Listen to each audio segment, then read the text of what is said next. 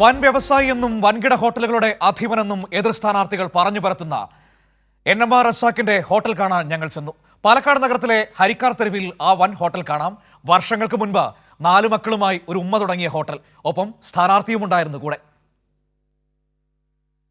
മനു, ഞാനിപ്പോൾ ഉള്ളത് പാലക്കാടിലെ ഇപ്പോഴത്തെ ചർച്ചാ വിഷയമായ സ്ഥാനാർത്ഥി NMR റസാക്കിൻ്റെ ആ ഹോട്ടലിന് മുമ്പിലാണ്. വളരെ മൾട്ടി കുസിൻ ഹോട്ടൽ എന്നൊക്കെ പറയുന്ന ആ ഹോട്ടൽ നോക്കൂ. അതൊരു ചെറിയ പീടികയാണ്. ഇവിടെ ഹരിക്കാര സ്ട്രീറ്റിലാണ്. ഇതാണ് പല പ്രതിപക്ഷ സംഘടനകളും വലിയ ഹോട്ടൽ മുതലാളി, റെസ്റ്റോറൻറ്റ് മുതലാളി എന്നൊക്കെ ആരോപണം ഉന്നയിക്കുന്ന NMR റസാക്കിൻ്റെ തുടക്കം ഈ ചെറിയ പീടിക എന്നാണ്. ഇതിപ്പോഴും അവരുടെ ഉമ്മ തന്നെയാണ് ഈ പീടിക നോക്കുന്നത്. രാവിലെ ഇപ്പോൾ ഈ പ്രചരണത്തിന് ഇറങ്ങുന്നതിന് മുമ്പ് അദ്ദേഹം ഈ കടയിൽ വരും, ഈ ഹോട്ടൽ റെസ്റ്റോറൻറ്റിൽ വരും. വന്നതിന് ശേഷം ഇവിടെ ആദ്യത്തെ രാവിലത്തെ കാര്യങ്ങളൊക്കെ പലരെയും ഏൽപ്പിക്കും.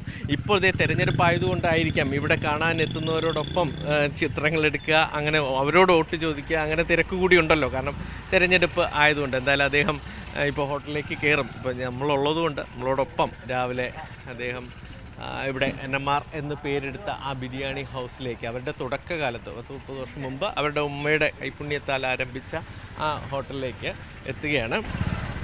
സെക്രട്ട, ഇതാണ് തുടക്കം അല്ലേ?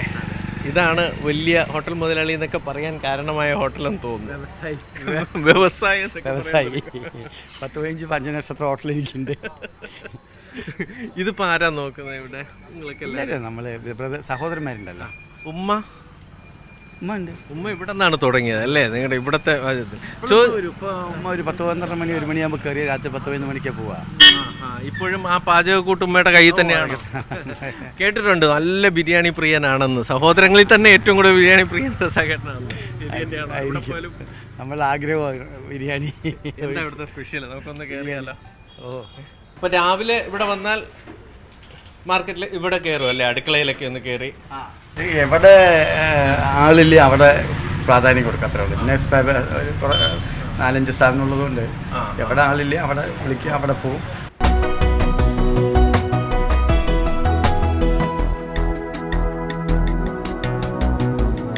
കിച്ചൺ ഈ രാവിലെ ആകുമ്പോൾ ക്ലീനിങ് ഒക്കെ അടക്കും അല്ലേ? എത്ര മണി വരെ ഉണ്ടാകും?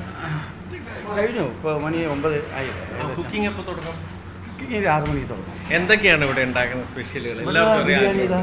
Mutton biryani, chicken biryani. ഇപ്പോൾ ഈ തെരഞ്ഞെടുപ്പ് വന്നപ്പോൾ ഏതെങ്കിലും ദിനചര്യകളിൽ എന്തെങ്കിലും മാറ്റം വന്നതായി തോന്നുന്നുണ്ടോ? എൻ്റെ പ്രസൻസ് കുറവായി. കടകളിലൊക്കെ മൊത്തം എൻ്റെ പ്രസൻസ് കുറവായി. പിന്നെ പല ഘട്ടങ്ങളിൽ സഹോദരന്മാരും കൂടെ പ്രചരണത്തിലേക്ക് വരുമ്പോൾ അവരുടെയും കൂടി പ്രസൻസ് കമ്മിയാണ്. എന്നാലും നല്ല നമ്മളെ സഹപ്രവർത്തകരൊക്കെ നന്നായിട്ട് നമ്മളുമായിട്ട് വലിയ സ്നേഹമുള്ളവരാണ്. അപ്പോൾ എല്ലാവരും നന്നായി നോക്കും. സ്വന്തം സ്ഥാപനം പോലെ നോക്കുന്ന സഹപ്രവർത്തകരാണ് നമ്മുടെ കൂടെയുള്ളത്. ഇനി നമുക്ക് തെരഞ്ഞെടുപ്പിലോട്ട് തന്നെ വരാം. എന്തായാലും നാമനിർദ്ദേശ പത്രിക സമർപ്പിച്ചു. പാലക്കാട് 10-18 പേരാണ് എന്നൊക്കെ അറിഞ്ഞു. ഏറ്റവും കൂടുതൽ പേർ നൽകിയിരിക്കുന്ന കുറച്ചൊരു ഇപ്പോൾ തള്ളിപ്പോവും. പക്ഷേ 18 പേരാണ് നാമനിർദ്ദേശ പത്രിക സമർപ്പിച്ചതായിട്ട് പറഞ്ഞു, പല ഘട്ടത്തിൽ സ്വതന്ത്രമാരായിട്ട്. അപ്പോൾ എന്തായാലും തെരഞ്ഞെടുപ്പിൻ്റെ ഒരു ഘട്ടത്തിലേക്ക് പോവുകയാണ്. വളരെ നന്നായി. എന്ത് തോന്നുന്നു ഇപ്പോൾ പ്രചരണമൊക്കെ നടക്കുമ്പോൾ? വളരെ നല്ല ആത്മവിശ്വാസമാണ്.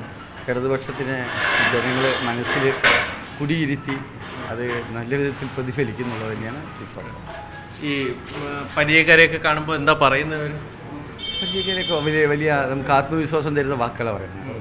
നമ്മളുടെ സ്വന്തം അയൽക്കാരൻ അല്ലെങ്കിൽ സ്വന്തം സഹോദരൻ ഒരാൾ അധികാരത്തിലേക്ക് വരുന്നു അല്ലെങ്കിൽ അങ്ങനെയുള്ള ഒരു തരത്തിലുള്ള ഒരു കുറേ നാളുകൾക്ക് ശേഷം ആയിരിക്കില്ലേ പാലക്കാട്ടുകാരനായ ഒരാൾ മത്സരരംഗത്തേക്ക് സജീവമായി കാണും? അതെ, എനിക്കും അത് തന്നെയാണ് തോന്നുന്നു. പാലക്കാട്ടുകാർ അങ്ങനെ എപ്പോഴും പുറന്തള്ളപ്പെട്ട് പോകുന്നൊരവസ്ഥ പല ഇതിലും കണ്ടിട്ടുണ്ട്. അതിനൊരു അറുതി പ്രാവശ്യം. കാരണം ആ ഒരു വികാരം എല്ലാ രാഷ്ട്രീയ പാർട്ടികളിലും ഉണ്ട് എന്നുള്ളതാണ് എനിക്ക് മനസ്സിലാക്കിയെടുത്തോളം എനിക്ക് അറിയുന്നത്. കാരണം ആ ഒരു വികാരം, കാരണം നമ്മളെന്തുകൊണ്ട് ഇങ്ങനെ നമ്മളുടെ വോട്ട് തന്നെ മറ്റൊരാൾക്ക് വേണ്ടി വിനിയോഗിക്കേണ്ട അവസ്ഥ വരുന്നുള്ളത് ഉണ്ടാകും. ഓക്കെ ഏട്ടാ, അപ്പോൾ എന്തായാലും ഒരു തരത്തിലും സമയം അങ്ങനെ ചെലവഴിക്കാൻ അധികം പറ്റാത്തൊരു സമയം കൂടിയാണ്.